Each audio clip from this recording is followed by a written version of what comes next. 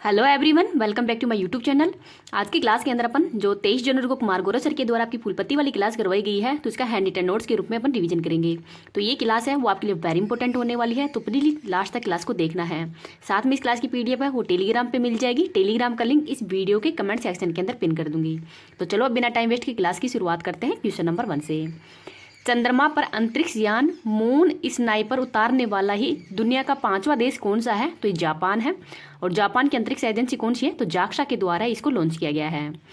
इससे पहले यूएसए, रूस, चीन और भारत, तो 5वां देश तो जापान बन गया है और 4 देश हैं। पहले स्थान पर है यूएसए, रूस, चीन और भारत। और चांद के साउथ पोल पर लैंडिंग करने वाला पहला देश कौन सा है? तो वो भारत है। तो भारत के द्वारा ही चंद्रयान 3 मिशन के तहत ही चांद के साउथ पोल पर लैंडिंग किया था। रोबोट कौन सा है? तो सोरा क्यू रोबोट है। सोरा का मतलब ब्रह्मांड है और क्यू मतलब क्वेश्चन, अर्थात ब्रह्मांड के रहस्यों को जानने के लिए ही इसको लॉन्च किया गया है। अब देखते हैं कि जापान की राजधानी टोक्यो है। उपनाम निप्पन या सुकुमारों को देश भी कहते हैं। संसद डाइट मुद्रा येन है। द्वीप होकोंडू, होन्सू, क्यूशू और शिकोयू, ये 4 द्वीपों पर ही जापान बसा हुआ है। यहाँ के पीएम कौन है? तो फूमियो किशिदो है। और हाल ही के अंदर जापान के अंदर 7.6 जो तीव्रता का भूकंप भी आया था, इस वजह से भी चर्चा के अंदर है। आगे देखते हैं, जो सर के द्वारा 20 जनवरी को जो यूपी पुलिस के लिए जो ब्रह्मास्त्र बैच करवाया गया था, वो क्लास मैं अभी आपके पास करवाई नहीं हूँ, तो वो क्लास है वो आज करवा दूंगी। वो उसको लिखने के लिए मैं तो लिखी हुई हूँ, क्योंकि 2 दिन मेरे पास मैं कहीं चली गई थी, तो आपकी क्लास है वो टाइम पे नहीं लिख पाई थी। तो वो क्लास है आज मैं भेज दूंगी, पीडीएफ भी साथ में भेज दूंगी और पूरी जो सर के द्वारा क्लास करवाई गई है वो क्लास भी भेज दूंगी। तो थोड़ी लेट होने के लिए सॉरी। आगे देखते हैं, चंद्रयान 3 मिशन है, इसको 14 जुलाई 2023 को लॉन्च किया गया है। रॉकेट का नाम है LVM-3M4 और ये साउथ पोल पर लैंडिंग है वो 23 अगस्त 2023 को किया गया है। 23 अगस्त को ही वर्तमान में राष्ट्रीय अंतरिक्ष दिवस के रूप में मनाया जाता है। और जिस पॉइंट पर इसने लैंडिंग किया है वो पॉइंट अब शिव शक्ति के नाम से जाना जाएगा। और चांद पर पहुंचने वाला भारत है वो 4th देश बन गया है। लैंडर का नाम है विक्रम, रोवर का नाम है प्रज्ञान। चंद्रयान फर्स्ट है उसको PSLV C11 के द्वारा ही भेजा गया था और ऑर्बिटर के द्वारा ही। आगे है आदित्य L1 मिशन, तो ये सूर्य के अध्ययन के लिए ही लॉन्च किया गया था 2 सितंबर को। और रॉकेट का नाम है PSLV C57, सूर्य के अध्ययन के लिए इसको लॉन्च किया गया है। और ये L1 जो लागराज पॉइंट है उस पर भी पहुंच गया है, मतलब 5 जून को। और जो 15 लाख किलोमीटर दूर है, तो इसको भी याद रख लीजिएगा। क्वेश्चन नंबर 2 देखते हैं। फोर्स की रिपोर्ट के अनुसार ही स्वर्ण भंडार के मामले में भारत का स्थान कौन सा है? तो 9वां है। पहले स्थान पर यूएसए है, सेकंड स्थान पर जर्मनी है और 3rd स्थान पर इटली है। क्वेश्चन नंबर 3 देखते हैं। WHO से मलेरिया मुक्त प्रमाण का प्राप्त करने वाला ही 3rd अफ्रीकी देश कौन सा हो गया? तो मलेरिया मुक्त का जो प्रमाण पत्र है वो प्राप्त करने वाला अफ्रीका का 3रा देश बन गया है काबो वार्डे। और इससे पहले मॉरिशस और अल्जीरिया है, ये भी जो मलेरिया मुक्त का प्रमाण पत्र है वो प्राप्त कर चुके हैं। मॉरिशस की राजधानी पोर्ट लुइस है और अल्जीरिया है ये अफ्रीका महाद्वीप के अंदर ही क्षेत्रफल के हिसाब से सबसे बड़ा देश है। WHO की स्थापना 7 अप्रैल 1948 को की गई है। हेडक्वार्टर जिनेवा स्विट्जरलैंड के अंदर है और इसके वर्तमान में हेड है डॉक्टर टेड्रोस। मलेरिया रोग कारक कौन सा है? प्रोटोजोआ है। वाहक क्या है? तो मादा एनोफिलीज मच्छर के कारण ही होता है। और प्रभावित किसको करता है? तो RBC को। दवा कुनेन है और इसका फर्स्ट टीका है वो मोस्क्यूरिक्स है, तो इसको भी याद रख लीजिएगा। आगे देखते हैं, जो 3 वर्ष तक अगर मलेरिया कोई भी मतलब लक्षण नहीं प्राप्त होते हैं उस देश में, तो उसको WHO है वो मतलब प्रमाणन, जो मुक्त प्रमाणन का वो देता है, क्योंकि यहाँ पर 3 वर्ष तक अभी तक एक भी मामला हो दर्ज नहीं किया गया था अफ्रीका के अंदर। आगे देखते हैं क्वेश्चन नंबर 4। आज मैंने थोड़े ललन टू क्वेश्चन है वो नहीं शामिल किए गए हैं, क्योंकि मैं आपकी यूपी पुलिस वाली क्लास में बिजी थी वो लिखने के अंदर, तो इस वजह से नहीं लिख पाई। आगे देखते हैं क्वेश्चन नंबर 4। फोर्स के अनुसार ही दुनिया की सबसे मजबूत करेंसी कौन सी है? तो कुवैत दिनार है। पहले स्थान पर, तो सेकंड पर है बहरीना दीवार और 3rd स्थान पर है ओमानी रियाल, तो इनको भी याद रख लीजिएगा। Question number 5। इंडियन इम्यूनोलॉजिकल्स की देश की पहली स्वदेशी वैक्सीन हेविसियोर का संबंध किससे है? तो हेपेटाइटिस ए से है। हिपेट मतलब लीवर है और आइटिस मतलब सूजन, तो लीवर के अंदर सूजन से संबंधित है। और इसकी 2 खुराक वाली वैक्सीन है, तो इसमें कितनी खुराक दी जाएंगी? तो 2 खुराक दी जाएंगी। 6 देखते हैं। IUCN ने ही पहली बार किसे रेड लिस्ट की असुरक्षित श्रेणी के अंदर ही शामिल किया है? तो हिमालयन वुल्फ है, इनको शामिल किया गया है। और इसको तिब्बती भेड़िया भी कहते हैं। और ऊंचाई वाले स्थानों पर ये अल्पाइन घास के मैदान में पाया जाता है। और सबसे ज़्यादा भारत, नेपाल, भूटान और पाकिस्तान, इन 4 देशों के अंदर ही मिलता है ये। नेक्स्ट है क्वेश्चन नंबर 7। विक्स इंडिया अवार्ड्स 2024 के अंदर ही वर्ष का सर्वश्रेष्ठ हवाई अड्डा पुरस्कार किसे मिला है? तो नई दिल्ली और बेंगलुरु एयरपोर्ट है, इन दोनों को मिला है। तो जो बेंगलुरु एयरपोर्ट है, इसका टर्मिनल 2 है, उसको यूनेस्को को इंटीरियर अवार्ड है उससे भी सम्मानित किया है। विक्स इंडिया 2024 है, इसका आयोजन बेगमपेट एयरपोर्ट हैदराबाद के अंदर किया गया है और इसकी थीम है अमृतकाल के अंदर भारत को विश्व से जोड़ना ही इस बार की थीम है। नेक्स्ट है क्वेश्चन नंबर 8, नौवा पांगा हॉर्नबिल महोत्सव है, कहाँ पे आयोजित किया गया है? तो अरुणाचल प्रदेश के अंदर ही। उद्देश्य क्या है? तो जो हॉर्नबिल पक्षी है उसके संरक्षण के लिए ही। 2019 के अंदर ही जो राज्य उत्सव है, 2019 का जो राज्य उत्सव है वो मनाया गया है। 21 जनवरी को ही त्रिपुरा, मणिपुर और मेघालय का स्थापना दिवस मनाया जाता है। कोक बरोक भाषा दिवस तो ये 19 जनवरी को मनाया जाता है और कोक बरोक भाषा है त्रिपुरा की है। ममानी फूड फेस्टिवल जम्मू कश्मीर का है। नेक्स्ट है क्वेश्चन नंबर 9, बिहार के बाद ही जाति जनगणना शुरू करने वाला सेकंड राज्य कौन सा है? तो पहले स्थान पर बिहार है, सेकंड स्थान पर आंध्र प्रदेश है। तो आंध्र प्रदेश के अंदर भी जो SC ST OBC EWS जो समुदाय है उनकी अलग से जनगणना हो की जाएगी। उद्देश्य क्या है? तो उद्देश्य साफ है कि जो सरकारी योजनाएं हैं उनका लाभ सही व्यक्ति तक पहुँच जाए, इस वजह से ये जनगणना हो की जाएगी। स्टेच्यू ऑफ सोशल जस्टिस तो विजयवाड़ा आंध्र प्रदेश के अंदर है और यहाँ पर भीमराव अंबेडकर जी की प्रतिमा है वो स्थापित की गई है, तो इसको भी याद रख लीजिएगा। आगे देखते हैं क्वेश्चन नंबर 10, वेरी इंपॉर्टेंट है क्योंकि कल मतलब श्री राम जो रामलला के मंदिर है उसमें पूरा देश ही डूबा हुआ था। तो ये क्वेश्चन नंबर 10 देखते हैं कि अयोध्या में बना हुआ जो श्री राम मंदिर है वो किस वास्तुकला के अंदर बना है? तो नागर शैली के अंदर बना हुआ है। तो इसके इतिहास के बारे में देखते हैं। 1928 के अंदर मंदिर को गिरा दिया गया था और 1992 के अंदर बाबरी मस्जिद है इसका जो भी ढांचा है उसको ढहा दिया था। 2019 के अंदर ही 9 नवंबर 2019 को जो स्थान है पहले मस्जिद बनी हुई थी उस पर रामलला है उसका मंदिर स्थापित किया जाएगा, ये बता दिया था। और यहाँ पर ही 5 एकड़ भूमि के अंदर मस्जिद है वो बनाई जाएगी।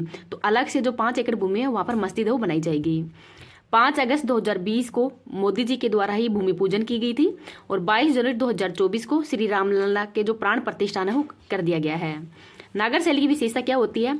तो यहाँ पर मंडप होते हैं। तो अयोध्या के अंदर 5 मंडप बने हुए हैं, नृत्य, रंग, सभा, प्रार्थना और कीर्तन। गर्भगृह होता है, शिखर होता है और कलश होता है। द्रविड़ शैली की विशेषता होती है कि पिराडिनुमा होता है। और जो अयोध्या के अंदर ही सूर्यदेव, माँ भगवती, गणपति, महादेव, तो जो मंदिर के 4 कोने हैं या चारों कोनों पे ही सूर्य देवता, माँ भगवती, गणपति और महादेव के मंदिर भी बने हुए हैं। इसके वास्तुकार कौन है? तो श्री चंद्रकांत योमपुरा है वो वास्तुकार है और इनके 2 पुत्र हैं निखिल और आशीष, वो भी इसी के अंदर लगे हुए हैं। कंपनी का नाम है लार्सन एंड टुब्रो। इसके अंदर लोहा, स्टील आदि का उपयोग नहीं किया गया है। बलुआ पत्थर है वो राजस्थान से मंगाया गया था। रामलला की मूर्ति के वास्तुकार कौन है? तो अरुण योगीराज है और अरुण योगीराज के द्वारा ही जो इंडिया गेट है वहाँ पर सुभाष चंद्र बोस की जो मूर्ति है वो भी स्थापित की गई थी। ये एकात्मक मूर्ति अर्थात एक ही पत्थर से बनी हुई है। काला पत्थर तो जो श्री राम की जो मूर्ति है वो काले पत्थर से बनी हुई है। तो ये काला पत्थर वो कहाँ से आया है? तो शालिग्राम नेपाल से आया था। भगवान विष्णु के 10 अवतार बताए गए हैं तो वो भी हैं मत्स्य, कुरुम, वराह, वामन, परशुराम, राम, कृष्ण, बुद्ध और कलिक। सूर्य तिलक है ये रामनवमी को किया जाएगा। 3 मंजिला है, 20 मीटर की दूरी पर है और 161 फीट ऊंचाई पर है। नेक्स्ट है क्वेश्चन नंबर 11, नोवाक जोकोविच को ही रिकॉर्ड 8वीं बार वर्ष 2023 का बालकन एथलीट किया गया है नामित। तो 8वीं बार है वो नोवाक जोकोविच को ही बालकन एथलीट है वो नामित किया गया है, तो इसको भी याद रख लीजिएगा। अब जो 20 जनवरी की क्लास थी जो मैंने नहीं करवाई थी उसके भी मैं जो 10 क्वेश्चन करवाए गए हैं उनका भी फटाफट रिविजन करवा देती हूँ।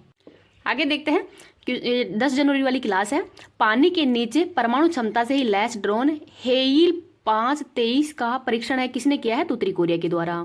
Boeing India engineering and technology centre का उद्घाटन बेंगलुरु में। ये बेंगलुरु वाला आप देख लेना, बेंगलुरु आंसर सही है या नहीं है मेरे को कमेंट सेक्शन के अंदर बताना। किस राज्य के स्वदेशी खजूर कच्ची खरेक को जीआई टैग दिया गया है? तो गुजरात को। भारत का पहला इंडिया इनोवेशन ग्राफीन केंद्र कहाँ पे लॉन्च किया गया है? तो केरल के अंदर। सशस्त्र सीमा बल का महानिर्देशक है वो दलजीत सिंह चौधरी को बनाया गया है। दुनिया की सबसे ऊंची डॉक्टर भीमराव अंबेडकर की सामाजिक न्याय की प्रतिमा का उद्घाटन कहाँ पे किया गया है? तो आंध्र प्रदेश के अंदर। 9 साल बाद ही पारंपरिक भैंसों की लड़ाई मोहो जूस का आयोजन कहाँ पे किया गया है? तो असम के अंदर। मछली उत्पादन को बढ़ावा देने के लिए ही कृत्रिम चट्टान परियोजना का उद्घाटन केरल के अंदर किया गया है। संसद सदस्य स्थानीय क्षेत्र विकास योजना के प्रशासन के लिए ही कौन सा ऐप लॉन्च किया गया है? तो ई साक्षी ऐप वो लॉन्च किया गया है। कोचिंग संस्था कोचिंग संस्थानों के लिए ही गाइडलाइन जारी की गई है। तो किसने जारी की है? तो शिक्षा मंत्रालय के द्वारा ही जारी की गई है। तो इसको भी याद रख लीजिएगा। अगर आपको ये क्लास पसंद आए तो प्लीज़ आप इसको ज़्यादा से ज़्यादा लाइक एंड शेयर कर देना। अभी तक चैनल को सब्सक्राइब नहीं किया तो प्लीज़ चैनल को सब्सक्राइब भी कर लेना। Thank you. अब भारतीय संविधान देख लेते हैं कि भारतीय संविधान के अंदर कितने भाग हैं और कौन से भाग के अंदर किसका उल्लेख किया गया है, कौन कौन से अनुच्छेद हैं। तो संविधान का भाग नंबर 1 ये संघ व उसके राज्य क्षेत्र से संबंधित है और इसके अंदर अनुच्छेद आते हैं 1 से लेकर 4 तक। भाग नंबर 2 नागरिकता से संबंधित है और अनुच्छेद है 5 से लेकर 11 तक। भाग नंबर 3 के अंदर मूल अधिकार और मूल अधिकारों के अंतर्गत अनुच्छेद है 12 से लेकर 35 तक। भाग नंबर 4 में राज्य के जो नीति निर्देशक तत्वों से संबंधित है और अनुच्छेद आते हैं 36 से लेकर 51 तक। और भाग नंबर 4 के अंदर मूल कर्तव्य से संबंधित है और अनुच्छेद है 51 क। तो 51 क मूल कर्तव्य से संबंधित है। भाग 5 ये संघ राज्य संबंधित है और अनुच्छेद आते हैं 52 से लेके 151 तक। तो अध्याय नंबर 1 के अंदर कार्यपालिका और कार्यपालिका के अंदर अनुच्छेद आते हैं 52 से लेके 78 तक। संसद, तो संसद में है 79 से लेकर 122 तक। अध्याय नंबर 3 राष्ट्रपति की विधायी शक्तियां, तो अनुच्छेद है 123। अध्याय 4 के अंदर ही संघ की न्यायपालिका से संबंधित है और अनुच्छेद है 124 से लेकर 147 तक। अध्याय 5 के अंदर ही भारत का नियंत्रक एंड महालेखा परीक्षक है और इसके अंदर अनुच्छेद है 148 से लेकर 151 तक। तो इम्पोर्टेंट है ये अध्याय, ये इनको भी देख लेना। अब भाग नंबर 6 राज्यों से संबंधित है और अनुच्छेद है 152 से लेकर 237 तक। तो साधारण अध्याय नंबर 1 में साधारण तो 152, कार्यपालिका से संबंधित तो 153 से लेकर 167 तक है। राज्य का विधानमंडल, तो राज्य का विधानमंडल है अनुच्छेद 168 से लेकर 212 तक। राज्यपाल की जो विधायी शक्ति है वो अनुच्छेद नंबर 213 के अंतर्गत है, इसके अंतर्गत ही वो अध्यादेश जारी करता है। राज्यों के उच्च न्यायालय, तो ये अनुच्छेद 214 से लेकर 232 तक है। अधीनस्थ न्यायालय, तो अधीनस्थ न्यायालय का उल्लेख है 233 से लेकर 237 तक है। अब देखते हैं भाग नंबर 7। तो भाग नंबर 7 है ये पहली अनुसूची के भाग ख के राज्य थे जो कि 7वें संविधान संशोधन के द्वारा इनको निश्चित कर दिया गया, इनको हटा दिया गया है और ये अनुच्छेद आता है 238, इसको हटा दिया गया है। आगे देखते हैं भाग नंबर 8 है ये संघ राज्य क्षेत्र से संबंधित है और इसके अंदर अनुच्छेद है 239 से 242 तक। भाग 9 के अंदर पंचायत से संबंधित है और पंचायत के अंदर अनुच्छेद है 243 से 243 तक है। आगे है भाग 9 के अंदर नगर पालिकाएं हैं और अनुच्छेद नंबर 243 पी से लेकर 243 जेड जी तक हैं। आगे देखते हैं भाग 9 ख के अंदर सहकारी समितियां हैं और सहकारी समितियों के अंदर अनुच्छेद है 243 जेड एच से लेकर 243 जेड टी तक है। तो सहकारी समिति है 243 जेड एस से लेकर 243 जेड टी तक है। आगे देखते हैं भाग 10 है। तो भाग 10 अनुसूचित एंड जनजातीय क्षेत्रों से संबंधित है और अनुच्छेद है 244 से 244 कै तक है। भाग 11 के अंदर संघ और राज्यों के बीच में संबंध है और अनुच्छेद है 245 से 263 तक है। अध्याय 1 विधायी संबंधी, तो विधायी संबंधी है 245 से 255 तक है। प्रशासनिक संबंधी, तो अनुच्छेद है 256 से 263 तक है। आगे देखते हैं भाग 12। तो भाग 12 वित्त संपत्ति सुविधाएं व वाद से संबंधित है और अनुच्छेद आता है 264 से लेकर 300 कै तक है। तो इसमें वित्त संबंधी अनुच्छेद है 264 से 291 तक। उधार लेन संबंधित है 292 से 293 तक और संपत्ति सुविधाएं अधिकार दायित्व बाधाएं और वाद हैं 294 से 300 तक हैं। संपत्ति का अधिकार तो 300 के अंतर्गत आता है। पहले संपत्ति का अधिकार वो मौलिक अधिकार था जिसको कि 44वें संविधान संशोधन के द्वारा हटाकर इसको संपत्ति के अधिकार के अंतर्गत शामिल, मतलब कानूनी अधिकार के अंदर शामिल कर दिया गया है। तो 300 के अंतर्गत आता है। आगे और देखते हैं भाग 13 में भारत के राज्य क्षेत्र के भीतर ही व्यापार वाणिज्य और समागम का उल्लेख है और अनुच्छेद आते हैं 301 से 307 तक। भाग 14 संघ और राज्यों के अधीन सेवाएं हैं और अनुच्छेद है 308 से 323 तक। इसके अंदर सेवाएं संबंधित हैं 308 से 314 तक और लोक सेवा आयोग का उल्लेख है अनुच्छेद नंबर 315 से 323 तक। तो इम्पोर्टेंट है, इनका नाम याद रख लेना। आगे देखते हैं भाग 14 क के अंतर्गत अधिकरण, और अनुच्छेद आता है 323 क से लेकर 323 ख तक। भाग 15 में निर्वाचन से संबंधित है और अनुच्छेद है 324 से लेकर 329 क तक।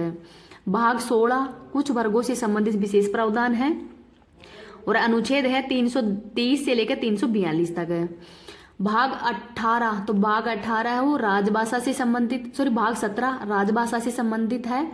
तो इसी के अंदर ही अनुच्छेद आते हैं 343 से 351 तक। तो संघ की राजभाषा का उल्लेख अनुच्छेद नंबर 343 से 344 है।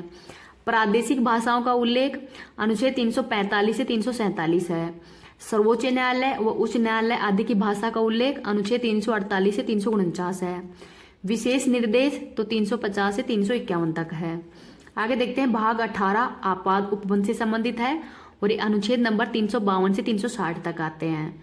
भाग 19 प्रकीर्णन से संबंधित है और अनुच्छेद आते हैं 361 से लेकर 361 से 367 तक। भाग 20 के अंदर है संविधान का संशोधन और इसके अंतर्गत अनुच्छेद आता है कौन सा 368 है। भाग 21 में अस्थायी संक्रमणकालीन एंड विशेष उपबंध से संबंधित है और अनुच्छेद आता है 369 से 392 तक है। आगे देखते हैं भाग जो 22 है उसके अंदर संक्षिप्त नाम प्रारंभ हिंदी के अंदर ही जो प्राधिकृत पाठ व निरसन से संबंधित है और अनुच्छेद आता है 393 से 395 तक ही। तो इम्पोर्टेंट है कौन से भाग के अंदर क्या शामिल है और कौन कौन से अनुच्छेद शामिल है, तो इनका थोड़ा नाम याद रख लेना, वेरी इंपॉर्टेंट है। हर एग्जाम के अंदर 1 से 2 क्वेश्चन आपको दिखने को मिल जाएंगे। थैंक यू क्लास देखने के लिए, और आगे भी चैनल को सब्सक्राइब नहीं किया तो चैनल को सब्सक्राइब कर लेना और वीडियो को लाइक एंड शेयर कर देना।